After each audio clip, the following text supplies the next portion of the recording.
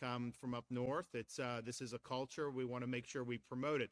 So one of the things I did when I became governor was look at this problem of the snapper seasons, the red snapper seasons. And when I got in, it was feds controlled Atlantic, and the state had been delegated the ability to manage the Gulf red snapper season. And it was the type of thing, and I remember talking to people over here in Northeast Florida many years ago. You know, there are way more fish than what the federal government tells you there are. People see it when they're out there doing it. And so I knew, and I heard that from everybody. So we went in, we worked with FWC. We have the best ability to get this data. And we said, okay, we're controlling Gulf red snapper. We know that we can have robust Gulf red snapper seasons. We know there are fish there. We know we're going to be able to do it. And sure enough, we've been able to make huge progress. So in 2024, we were able to break our previous record of an 87-day Gulf red snapper season with a 103-day season. And then I later extended that to 17 days for a combined 120 days. This year, we're once again able to break the record for Gulf red snapper recreational season, extending it to a total of 127 days and establishing the longest combined season that has been available for anglers in the history of state management. And we even did it over Memorial Day weekend, which people really loved that was the case. So it included Father's Day, July 4th, all these different things. We've also been able to add additional fishing days in the fall for Florida families and visitors to fish red snapper daily from September 1 to September 14th, then go to the 3-day weekends through the end of the year. This is a highly anticipated season by a lot of people throughout the state of Florida, particularly when you start talking about what we've done with Gulf red snapper. People get very excited about being able to do it in the Panhandle, in other parts of the Gulf Coast of Florida. And I know that there was a lot of people throughout the fishing community, period, that were happy to see it. But then people would always say, well, what about Atlantic red snapper? So if you look at, this is the Gulf, so you look at how much we've been able to increase it from the time that we've assumed management, and that's really been historic to be able to do it. So we're up there over, about 127 days there. Now look at what's happened with Atlantic red snapper. I mean, look what's happened in the past 4 years. 2 days for recreational Atlantic red snapper in 2022, 2 days in 2023. Really?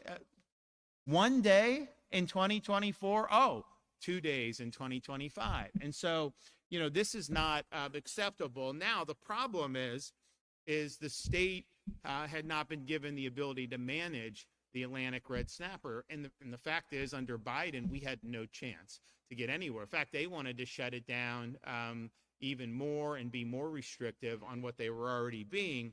So, but we took the same approach that we've done with the Gulf red snapper.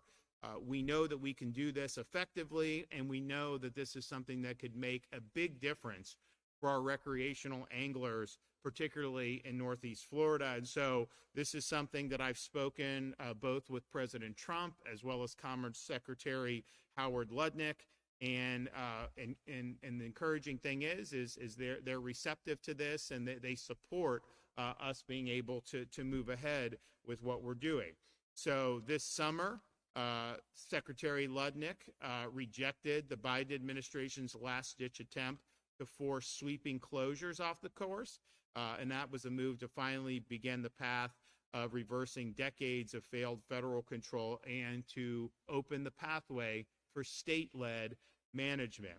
We've had great support for all South Atlantic state governors, congressional delegations, and attorneys generals to take decisive action and put South Atlantic red snapper management back in state hands. This includes close partnerships with governors of both Georgia and South Carolina. So we're here to announce today we have submitted this proposal, which we fully anticipate will be warmly received and properly received. we want to make a difference. And so FWC staff has submitted what's called an exempted fishing permit, EFP, to the U.S. Secretary of Commerce to allow state management of the recreational red snapper season fishery in federal waters beginning in 2026. This proposal includes a 39-day recreational season for Florida anglers and for hire operators, the same number of days used when we took over the Gulf red snapper. So you see where we've been, then where we would go. And this is just the beginning. So we'll include a two-phase season. Summer season beginning on May 22nd to kick off Memorial Day weekend through the end of June, and then a fall season running on 3-day weekends in October. This will be very significant for the local economy here. It will also be very good for folks to be able to have more recreational activities to be able to engage in. And I know a lot of people have wanted this for a long time. So I'm thankful that we have support now with the Trump administration in Washington, D.C. It's made a huge difference. I mean, you look at what we're doing on Everglades restoration. I told the president, I told all the folks, Army Corps of Engineers, Secretary of the Army, we can do these projects quicker than the federal government. So we're operating under an agreement with them. They've delegated certain projects that they were supposed to do to us. They fund it and we do it. So we're now going to be able to complete the Everglades restoration 5 years ahead of where it was under Biden. That's a huge deal. We know how to do this stuff. We want to be able to take the reins and do it. So that's been a great collaboration, and this is going to be really, really significant. And so to have the support of both the president and Secretary Ludnick is really meaningful. I know there's a lot of people throughout Northeast Florida that really have been waiting for this for a long time. And so finally, we've got a receptive audience in Washington, D.C., where we can get it done for folks. So we take pride in this announcement because we know how important it is to our state's culture and our state's economy. I want to thank FWC for all they've done to lay the groundwork for this day. This is something, as soon as shortly after January 20th, I mean, I think I met with Secretary Ludnick the day he was confirmed to be Commerce Secretary. And this wasn't the only thing on the agenda. We're talking about the census too, because we got shortchanged in the census from this decade. And they say, oh, well, Trump was president in 2020. Yeah, but then Biden came in, he issued a bunch of executive orders, and then how they applied that data only gave Florida 1 seat, where we are anticipating 2 seats in Congress. Texas should have had 3. They had 2. So that was a big thing that we dealt with the Department of Commerce on. And I don't know what they're going to do. I know there's a lawsuit. I know there's this. I know there's that. But big issue. But then as we're talking about that, as important as that is, I know it's important to a lot of people, we're also there talking about Atlantic red snapper, because we know that it's important for a lot of people. So it's good to see those discussions bearing fruit. We will submit this, we'll get a positive response, and then it'll just be off to the races. And what'll happen is it's going to be like this. I would anticipate, the population of Gulf red snapper is like incredibly healthy. And these are federal bureaucrats were telling us that they're not going to be enough fish, right? And now you see what's happened, and this has been a real boon for folks on the Gulf Coast of Florida. So thank you for everybody that's been involved, and we'll hear from some of our speakers. And so I think we will begin. Let's see. We've got FWC Executive Director Roger Young, that we're going to hear from 2 of our fishing captains. Thank you. Thank you, everyone. It is an honor to be here. What a beautiful day to have such a great announcement. And I would be remiss if I didn't start by thanking our governor for his leadership, his unwavering leadership. Yes. Governor, your unwavering leadership and tireless commitment to protect every Florida's angler's right to fish in the state of Florida is what leadership is all about. And it's the right to fish on both coasts across the state of Florida for future generations, and it's exciting. And it's what the fight is all about. It's about the experience of our families to go out and go fishing together for red snapper and other reef fish across the state so they can make those memories and have those experiences with one another that they'll remember for generations to come. That's really woven into the fabric of our culture here in the state of Florida, and we appreciate your leadership from the very top. We are thrilled to submit this bold proposal for a record 39-day recreational season in Florida's Atlantic waters. It's a huge win for our anglers, a huge win for our communities, and a huge win for our coast here in Florida. Florida stands ready to lead. We are continued to manage the recreational Atlantic red snapper fishery. We have world-class fishery management experts and scientists prepared to deliver on this for Floridians and visitors. You know, the proven results speak for themselves, like you see on these charts. It's been 7 years since we took over and successfully managed the private recreational red snapper in the Gulf of America, expanding the access for anglers, turning a 3-day season into a 120-day season in 2025. And that's just so incredible and impressive. Our state reef fish survey is the gold standard for tracking red snapper harvest in the Gulf, delivering faster, sharper, and more reliable data compared to the federal MRIP program. We've been proven in the Gulf that it works and it's been successful. The framework is ready, and now is the time in Florida when we are fully prepared to take control of Atlantic red snapper management. So thank you, Governor DeSantis, and thank you for all our partners that have supported this from the very beginning. We appreciate your unwavering leadership and your tireless dedication to keeping Florida the undisputed fishing capital of the world. Thank you. Okay, Captain Johnson.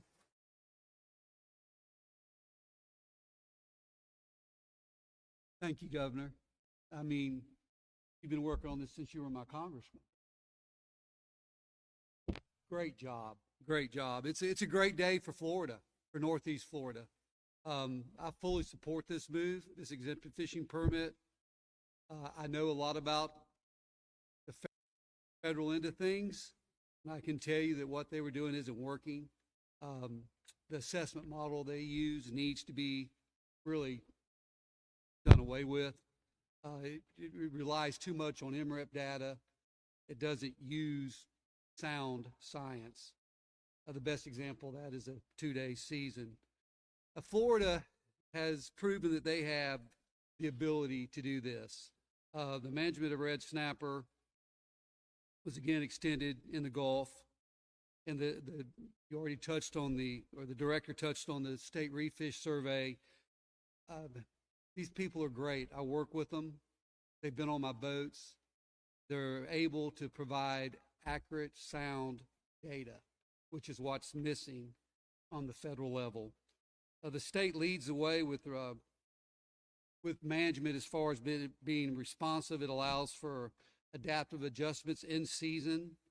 They can align regulations with the actual conditions rather than an outdated forecast. We need to support. I'm at a loss of words. I've been involved in this so long. I've been beating my head against the wall for 10 years or longer, and it's so frustrating. And I'm not even looking at my notes anymore. It's just so frustrating to be under a system that you know is fatally flawed. The MREP data, as you were saying, it is not accurate at all. It relies on estimates of estimates of estimates. And, you know, that's not science. Estimates are not science. The bottom line is Florida anglers, scientists, and the coastal communities overwhelmingly support this. This transition protects the future of Florida's small businesses and charter fishing opportunities. I've got kids. I want them to have the same opportunities that I've had. Bait and tackle shops, fuel docks. Not only myself as a charter operator, we all stand to benefit from this. I fully support it. I can't thank you enough. I really can't. It's a great day. Thank you.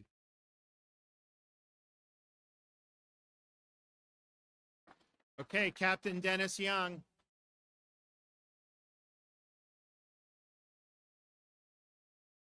Our Navy. I got you. I'm Captain Dennis Young with Sea Dancer Charters in Jacksonville, Florida. I've been in the business for over 50 years. Been in the snapper fishery for over 62 years. I've watched the fishery go from the best it was, the worst it is, or was, to where it is now. I've seen a steady progression in the last 20 years. Been a steady progression up in the snapper population. My business with the federal fishery started in 1987 in Jacksonville, Florida. We had 3 members come to our meeting. There were 4 boat captains that showed up at the meeting out of the entire population of Jacksonville. At that meeting, we told the federal fisheries that the snapper size limit was set at 12 inches. How can you have a reproductive stock at 12 inches? It won't happen. So the stock was depreciating significantly. 5 years later, they finally gave in and gave us a 20-inch size limit snapper limit. And in 2 years, we exploded with 20-inch snappers and bigger. And it's progressed up to 2010. 2010, the federal fisheries said we're catching too many snapper. And we're going like, what the heck are you talking about? Okay. And most of the captains were fishing for like 2 fish a person per day on their charter boats. Okay. And that fishery, once they shut it down, it's like the world stopped financially for the county. Nobody wanted to go fishing. Why go out in the boat and not be able to bring the fish back home?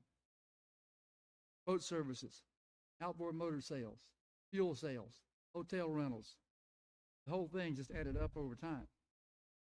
And then they did a survey for Jacksonville, Florida, economic impact survey, and they went to the smallest community there, was Mayport, Florida.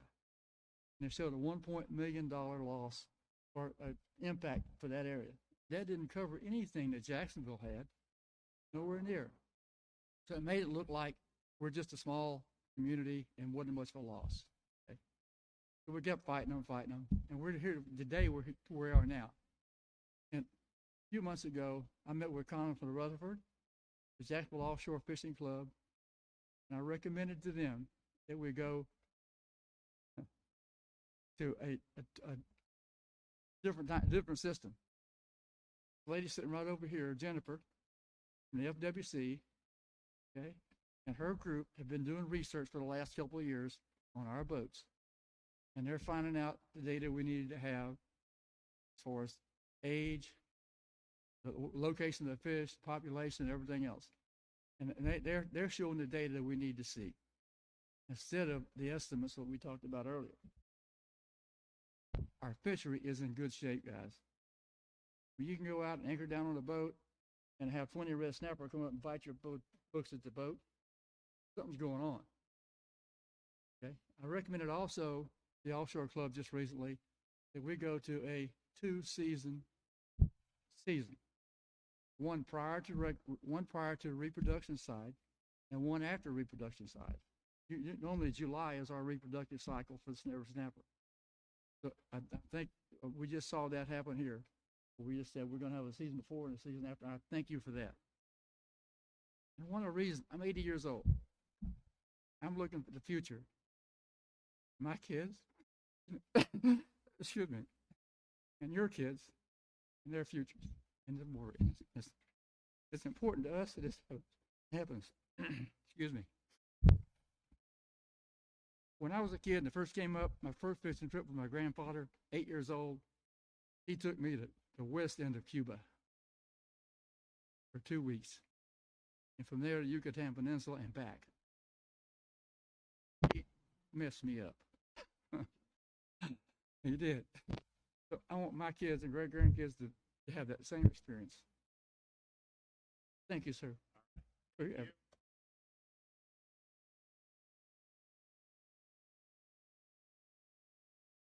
Now, it's going to be a lot of fun for a lot of people. And, that's the thing. It's like, and we talk about the economic impact, which is important. And obviously, when you look at some of the towns, I was stationed at Mayport, so I remember, they have these seafood shacks right there by the base, and then you could get on the ferry. But, I mean, amazing stuff they're bringing in. They used to do a lot of sheep's head. I'm sure they still do that. Really good stuff. And so that's real. But you know, the memories of taking your kid, your grandkids out, that's really, really significant. And now people are going to have more opportunities to be able to do that up here in Northeast Florida as a result of the action that we're taking. We want to be aggressive on this. Once this is improved, we'll obviously do it. But I think the goal is, and here's the thing, like, you talk to these guys that run these boats, they say there's all these fish there. They have no incentive to want it to be totally depleted, because then they don't have anything, to catch at that point. So they're not saying that willy-nilly. I mean, the reality is that's the case. So I think you're going to see continue, and I think it's going to mirror this, where you're going to have really healthy population, and you're going to be able to keep expanding from here. Now, this is a major deal. This has been a long time coming. We're proud of this. But we're not satisfied with this. Okay, do we got any questions? All right, stay warm tomorrow, guys. It's gonna be a cold one.